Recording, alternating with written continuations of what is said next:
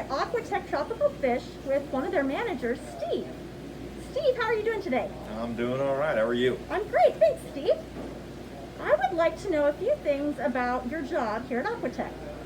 First, I'd like to know what kind of stuff do you do in a typical day? Typical day is interacting with a lot of customers, giving advice primarily about how to set up different sorts of tanks, freshwater, saltwater, planted systems, corals. So catching a lot of fish, Sure. feeding the fish, dosing tanks. We do a little bit of everything. What does dosing a tank mean? So giving the right supplements needed to keep the corals happy, to keep the plants happy, basically to keep the displays top notch, and then as far as the fish for sale, we got to keep those guys healthy as well. So you actually have to know a little bit about chemistry to work here. A little bit, yeah. Sometimes Yeah. it can sound a little bit more complicated than it is, but once you get used to the routine, it's not so bad. Very cool. What is your favorite part of working here? Favorite part of working here, honestly, is probably the advice portion. Sure. I enjoy the livestock.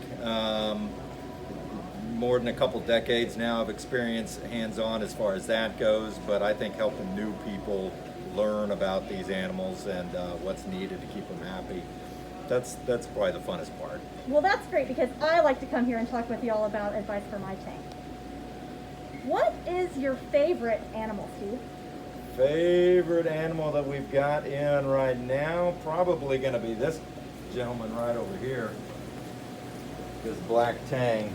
Ooh, he's pretty. Mostly because it's a fish you don't get to see very often. And he's happy and healthy in here. He's got a great appetite. He's stayed real clean, so we've been proud of him. He's a very pretty fish. This looks like a tank that takes a lot of maintenance, Steve. You want to tell us about that? Yeah, saltwater definitely can be more work than freshwater.